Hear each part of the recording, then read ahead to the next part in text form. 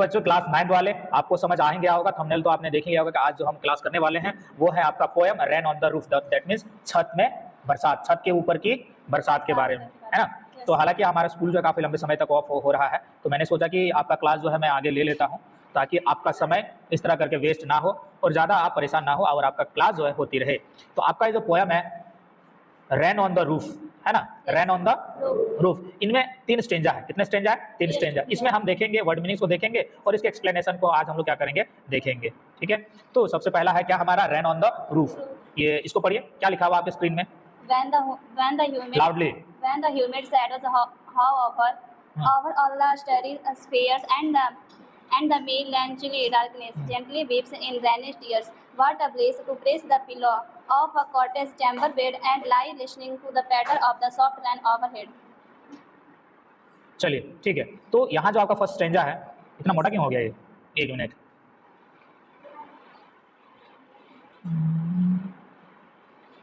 ज़्यादा मोटा हो गया है, इसका साइज थोड़ा थिकनेस कम करना पड़ेगा। ठीक है, तो when, ये क्या लिखा हुआ?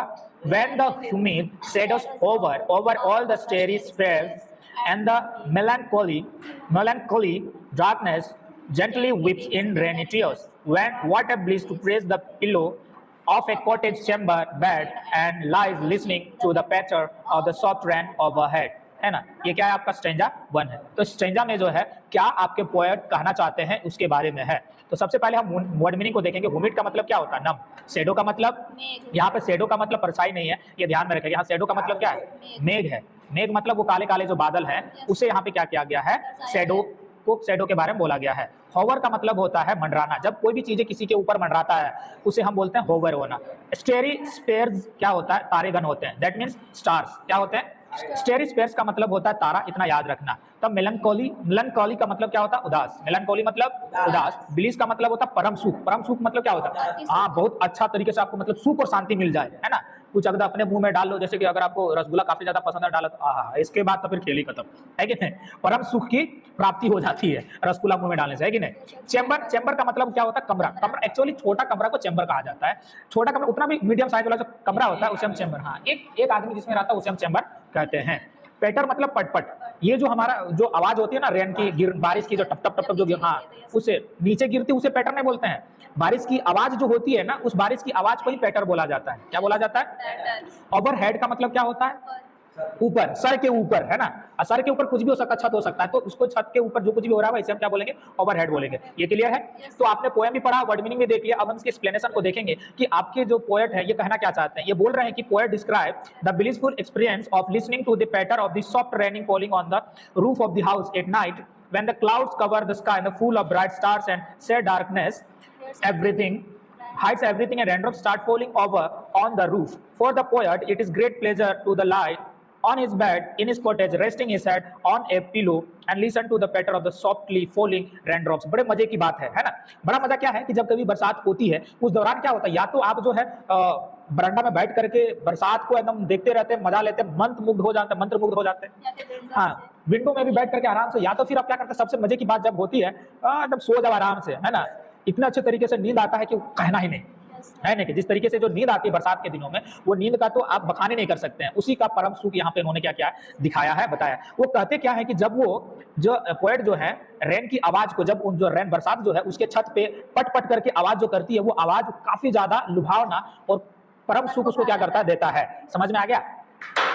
तो इससे क्या होता है कि उन्हें समझ में वो काफी ज्यादा क्या होता है, इंटरेस्ट, और इंटरेस्ट में नहीं मतलब उनको मतलब क्या बोलेंगे, हाँ, पसंद आ जाता है, या फिर वो थोड़ा एकदम मंत्रमुग्ध हो जाता है कुछ चीजों को लेकर के, हाँ, कुछ चीजों को लेकर के सोचने लग जाता है। लेकिन इस बड़े बात की बात क्या है कि जब कभी भी ये जो पोएम है ये रात के बारे में बोला गया है। किनके बारे में? रात के बारे में। ठीक है, रात के बारे में कैसे पता चलता है? एक तो ये क्या है, स्टारी स्पेयर्स के बारे में। स्टारी स्पेयर्स का मतलब क्या होगा? स्टार के बारे में। तो जब कभी काले बादल आ जाते हैं तो ये सारे स्टार को क्या कर देता है, छुपा देता है, गायब कर देता है।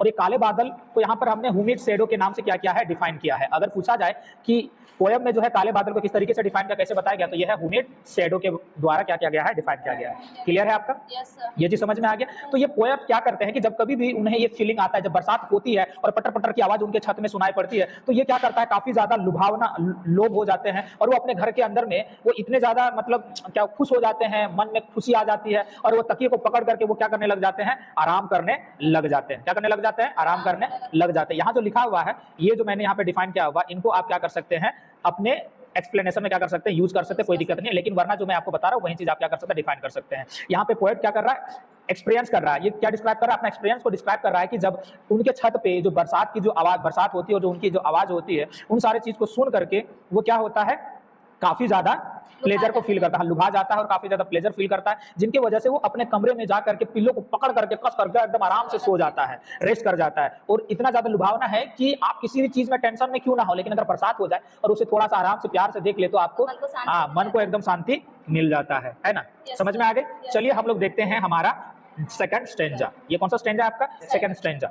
Every tinkle on the singles has an echo in the heart, and a thousand dreamy fancies into busy being star, and a thousand recollections wave their air threads into woof as I listen to the patter on the upon the roof। ठीक है, सबसे पहले हम देखेंगे इसका word meaning. Tinkle मतलब ton ton की आवाज, शायद उसका जो छत होगा टीना का होगा, होता है ना, टीना का अगर किसी का घर हो तो इतना जो शोर करता है, कहाँ कभी कभी एकदम टन टन की आवाज होती है और कभी कभार आपको काफी ज्यादा उसका अच्छा भी लगेगा, बहुत लोग को इरिटेटिंग भी लगता है, लेकिन शायद वो सही मायने में टीना ना हो उस दौरान का, लेकिन कुछ ऐसा हो जिनसे उसका टन टन की आवाज ज्यादा सुनाई पड़ता। तो मैंने बस एग्जांपल दिया आपका। इसके बाद है सिंगल्स, है ना, ये छत की लकड़ी है। ये क्या है?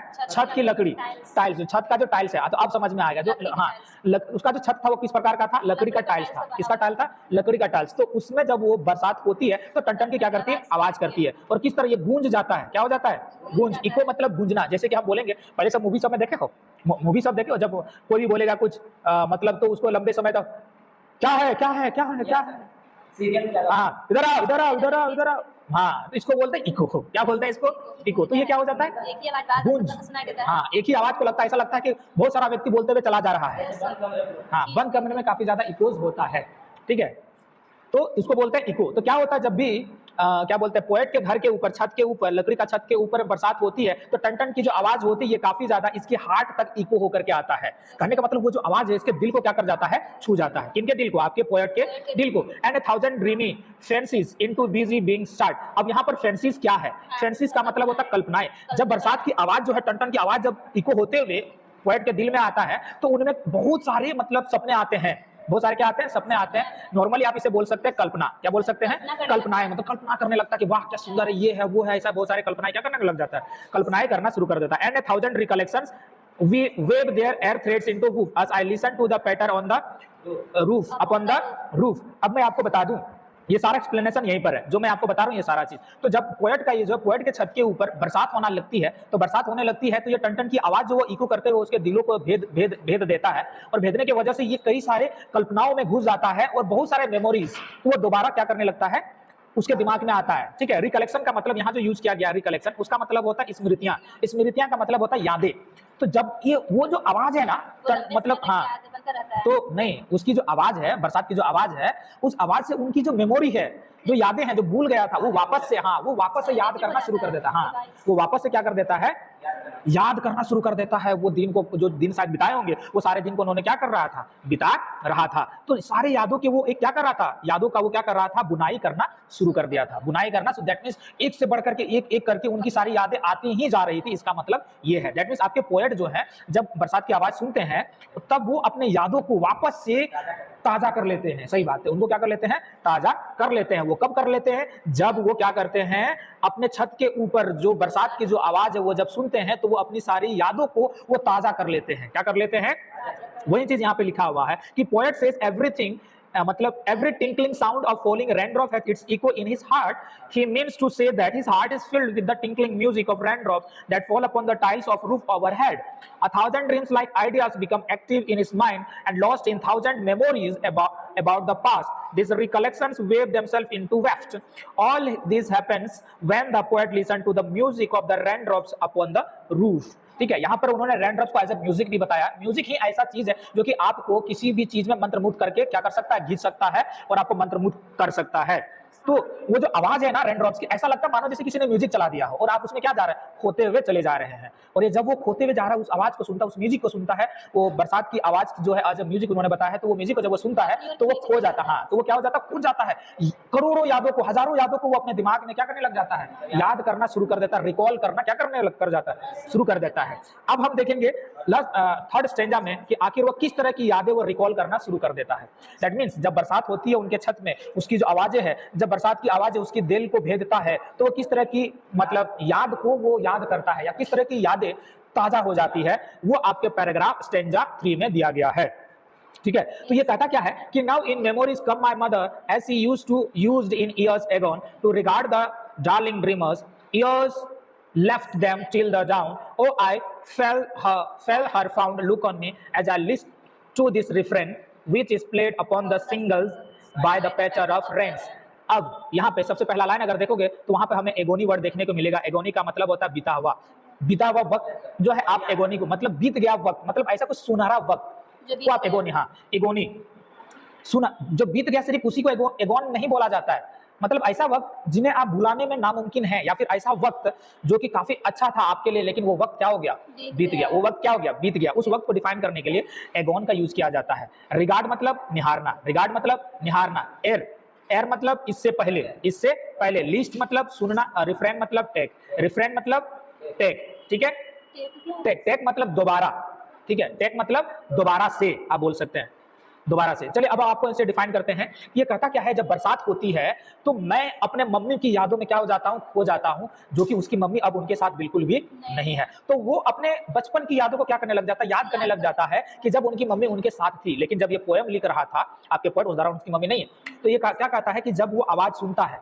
जब वो आवाज सुनता है किसकी, बारिश की आवाज, बारिश की आवाज सुनती है, तो वो क्या होता है, बीते हुए यादों को वो क्या करता है, मतलब तो आप इसे बोल सकते हैं कि मम्मी के साथ बिताए हुए कुछ पलों को वो क्या करने लग जाता है, याद करने लग जाता है। सुनहरे पल को, मम्मी के साथ जो सुनहरे पल उन्होंने बिताए थे, उन सारे पल को वो क्या करने लग जाता है, याद करने लग जाता है। क्या करने लग जाता है, याद करने लग जाता है। और ये भी बताते हैं कि कभी कभार जब उन सारे लोग, उनका भाई बहन सब लोग क्या हो जाते हैं, सो जाते थे। क्या हो जाते थे, सो जाते थे। तो उस दौरान मम्मी जो है क्या करती थी, उनके रूम में आती थी। उनके रूम में क्या करती थी, आती थी ये देखने के लिए कि क्या सभी बच्चे सही तरीके से सो रहे हैं, नहीं सो रहे हैं, क्या सही बच्चे सही सलामत है या नहीं। और जब उन्हें दिखता है कि मेरे बच्चे जो सो रहे हैं, तो वो वापस से क्या हो जाती है, अपने घर, अपने रूम को वापस चली जाती है। तो इन सारे चीज को वो क्या करता है, याद करता है कि मम्मी देखो कि उस दौरान जब हम लोग ये रहते थे, बच्चे ही थे, तो उस दौरान मम्मी क्या करती थी, हम लोग के रूम में आकर के हमें ये देखती थी कि हम लोग सही तरह सोए कि नहीं सोए हैं। तो वो इन सारे यादों को वो क्या करते हैं, याद करते हैं। तो सिंपली आप ये बोल सकते हैं कि इस पैराग्राफ में, इस स्टैंजा में आपके जो पोएट है अपने मम्मी को, यादों को वो क्या कर रहा है, ताजा कर रहा है। क्या कर रहा है, ताजा कर रहा है। दैट मींस आप ये भी डिफाइन कर सकते हैं कि बरसात की जो बूंदे है, बरसात की जो आवाज है, बरसात की जो पटर पटर है, ये आवाज क्या कर रहा है, पोएट की मदर की यादों को क्या कर रहा है, ताजा कर रहा है। क्या कर रहा है, ताजा कर रहा है। ये बात यहाँ पे क्या किया गया है, दर्शाया गया है। और ये भी चीज, हम एक चीज आपको डिफाइन करेंगे, हमारा ये पोएम लगभग खत्म हो गया है।